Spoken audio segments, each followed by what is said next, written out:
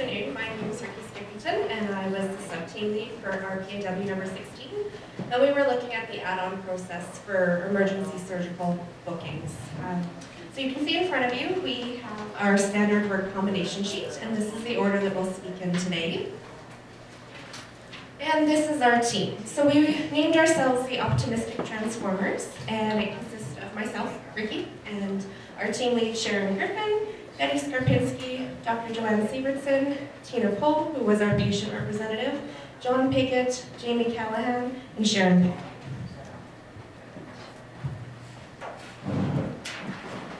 Good afternoon, everybody. Our RPIW focused on standardizing the process of booking emergency add-on surgical cases. And the reason why this was identified as an area for improvement was that 26% of all of our surgeries in the region are performed after hours.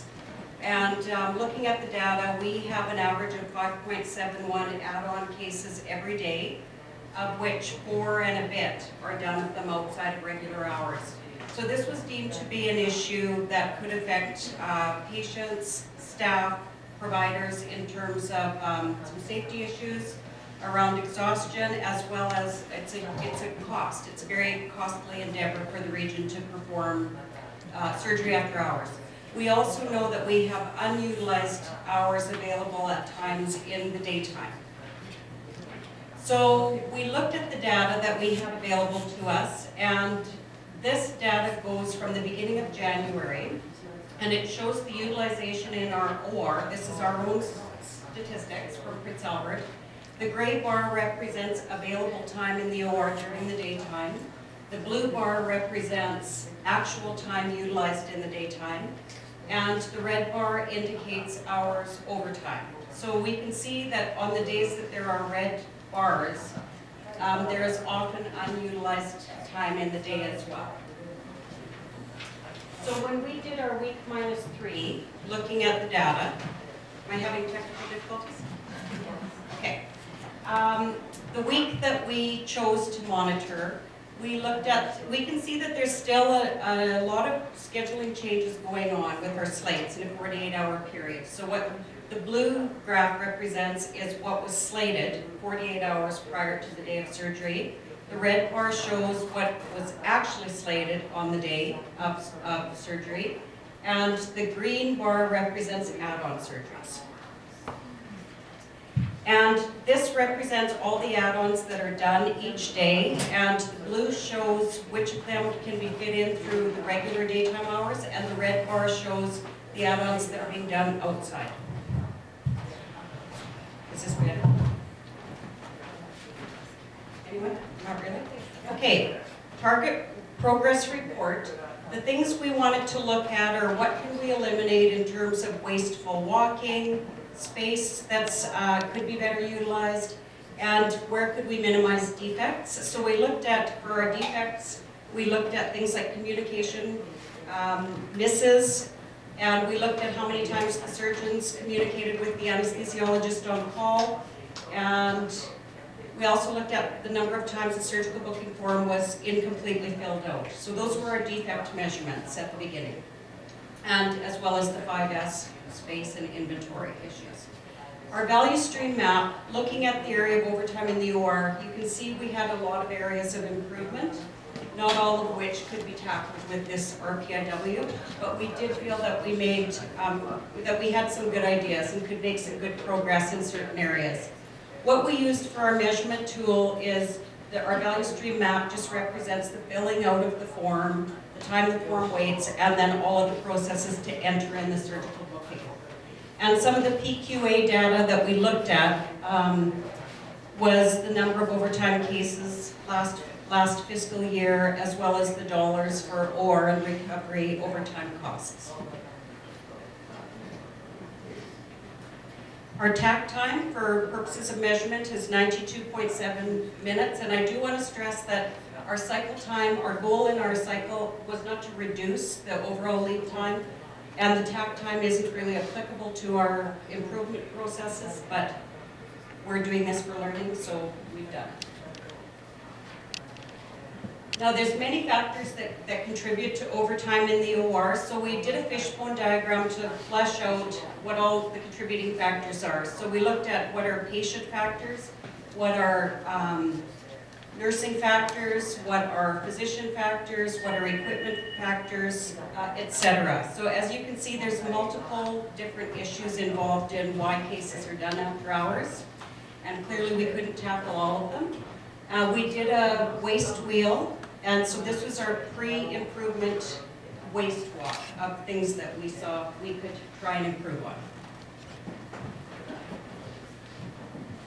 Hi, as one of the RPIW participants, part of our role and my role was to find out what are the communication tools we're currently using to inform all the key players in an after-hour or operating room for a patient that is an operating room that is required for a patient outside of the posted and confirmed period. And what we discovered is the current tool, the OR booking form, was not being completed in its entirety by the surgeons 100% of the time, and that the anesthetists were not looking at the form because it did not have the required information that they felt was critical.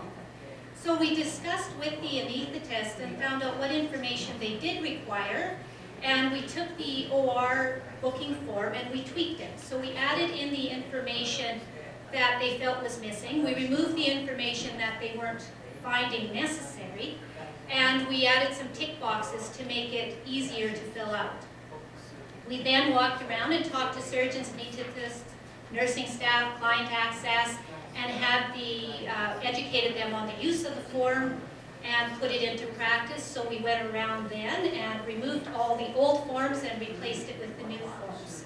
So we're hoping for improved communication.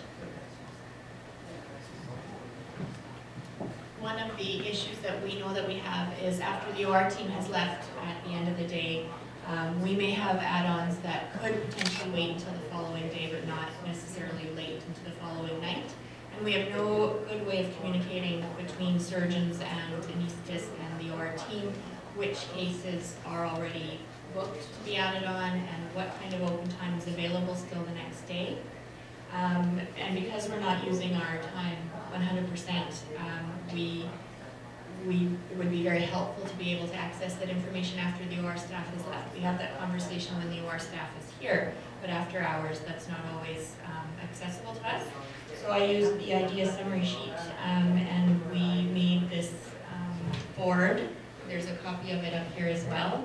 We're going to trial this. Unfortunately, there have been no after-hours add-ons since we put this up, but we're going to see if this works. And what it's going to do is across the top, we're putting in the anticipated completion times of the ORs the following day as the nurses leave, so that the surgeon can come up and see if in case this one slate's actually going to be done hopefully around noon, we'll know that there's open time in the afternoon that we could put a patient into. And in addition, we should be able to see if other surgeons have also added on cases so that we'll know that our patient might be waiting till late the following day and make better decisions around when optimal time is to operate on that patient, and then be able to communicate that to our patients as well, because most of the time I tell them to come back and tell them it'll be done sometime afternoon, but probably not till 4 and maybe later than that. So that's hopefully going to improve communication to our patients and their families as well. Hello everyone, my name is Tina Cole, the happy volunteer. It has been a privilege to be part of the fabulous Optimistic Transformers team. My part was that of a patient. Included in my task was assisting my team partner John in creating new standard worksheets for various departments.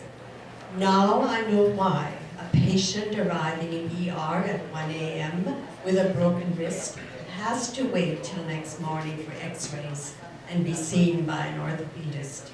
Now I know why I was sent to day surgery at 11 a.m. and expected a surgery to follow. Now I know I was an add-on patient and had to wait. But why? And for how long? No one said. I didn't know surgery continued after supper hours, and when suddenly it was very quiet, No one moved around. It was close to 8 p.m., 19 hours since my arrival.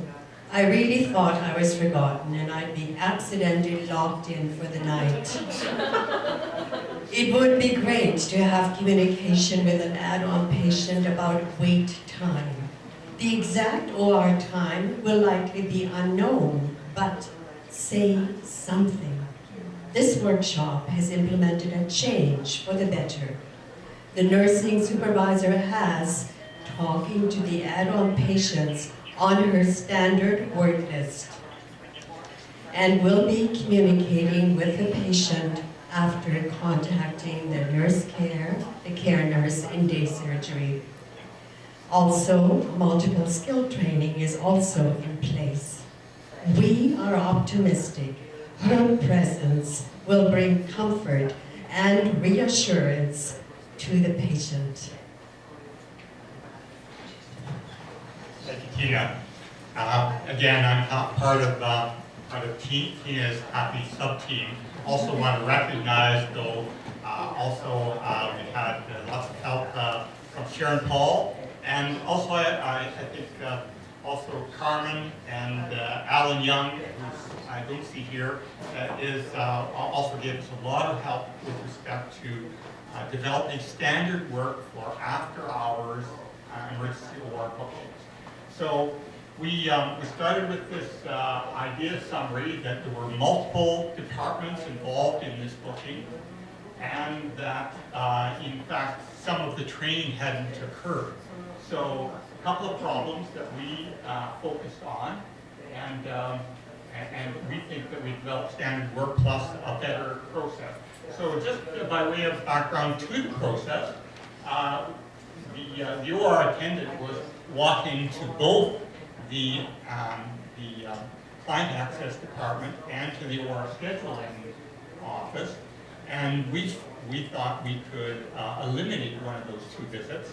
So through discussion with the various departments, we chose the client registration office.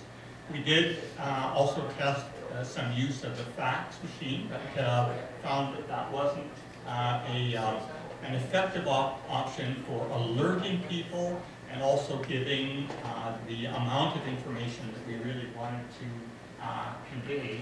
So this is our time observation form for the pre-Kaizen, and you can see quite a few steps. And here is our time observation for post-Kaizen, and again, slightly fewer steps. Certainly to walk, slightly fewer steps because we don't have to notify through that walking person. We're involving 4 departments as opposed and going down to 3. So this is our standard work combination sheet, and again the important thing here is the number of steps versus with the post Kaizen. And if we could go on to our percent load chart, because we were able to, when I say 4 departments, I mean the surgeon, the OR attendant, the client access, and the OR scheduling. So we brought it down to 3. So basically, we're able to rationalize those steps, make it a little shorter, and we think a better process. So we developed standard work for this process, and have implemented that standard work. It includes the use of the OR manager, and so then we also started on our multi-skills training of the various individuals who will be involved in that work.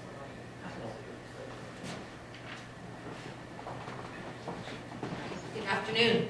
So with each RPIW, 5S is required. So you can see here that we've done our pre-5S evaluation, and we scored, we actually chose Carmen, the nurse educator's office in the OR, to do the 5S. So we scored a 1.5 in Carmen's office. You could see the counters are, pretty much cluttered. All of those cabinets were full of stuff. Binders, books. We had, what was that tool called that we found? A bolt cutter was in there. All kinds of stuff. Some treasures that she managed to give us afterwards. So there's the drawers, that's the top of her desk. We ended up taking out about 2 full carts full of different kind of things, including some equipment. So I'll hand it over to Sharon, and she's going to just go through the post 5S. So at the post 5S, what we managed to do is go from a 1.5 to a 2.8, which is quite good. She does have clear cupboards and counter space, as well as her floors are neat and tidy also. With the post 5S, we removed 208 items in total from the common spots.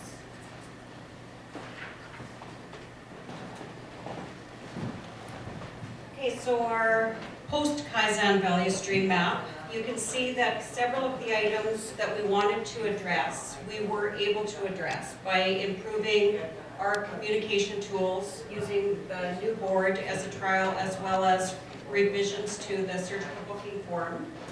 And we hope that those will go a long way to address issues in communication at this point as a starting point. Our value stream map, our lead time isn't significantly different. It's only about 20 minutes in the elimination of one operator, but we feel that the process is better, so we don't have people doing duplicate tasks unnecessarily. Post-Kaizen, our waste wheel, if you remember from before, we started out with 22 items that we felt were wasteful processes or factors. We were able to eliminate, or not eliminate, we were able to address 15 of them. We felt that we were addressing them. They may not be completely solved, but they were addressed to the best of our ability. So overall addressing 68% of the items.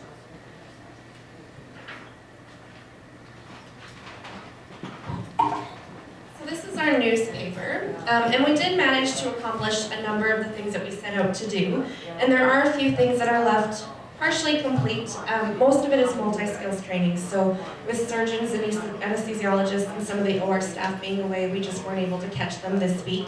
There is one item on that first page that's at 0%, and it has to do with the form, how long we keep it and where we keep it and why.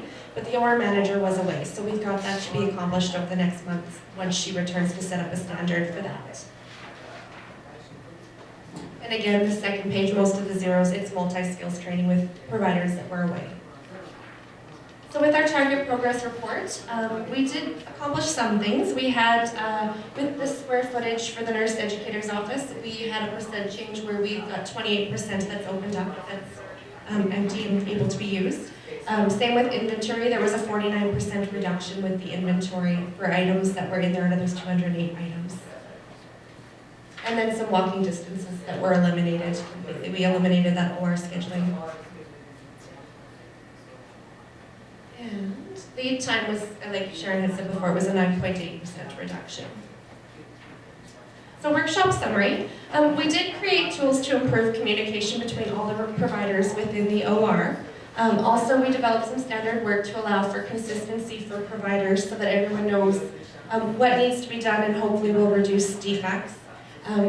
Key thing for us was don't forget the patient. We did talk a lot about the booking form, but on the back end of that is there's a patient that's waiting either in the hospital or in the ER, and they're waiting for a time where they can get into the operating room and have their surgery. Physician involvement we found is imperative for our RPIW events. We were very grateful and happy to have Dr. Sievertson with us. And one big learning was that we really need representation from all key players within that area. And we did have a physician, but there were a couple other areas where we just, with scheduling, we weren't able to have someone on our team, so some stuff wasn't able to be addressed. And key learnings, we just need to keep a narrow focus during there's a lot of broad topics that come up with this, and we need to be very focused with what we had established in that very first week as to what we could accomplish and tackle, because very easily we could get off target as to what all else is going on that we wanted to, get in there and help with, but just weren't able to. So small incremental improvements. Okay, and thank yous. Just some key ones. We're very appreciative to have had Tina, our patient representative. She was very helpful and really kept us focused that, there's a patient that's attached to this. JBA, Sensei Naruto, Let's Go, OR staff, Carmen and Alan, nursing supervisors, and our process owner and sponsors, Dr. Midley and Dr. Asiridam, and OR scheduling as well. Thank you.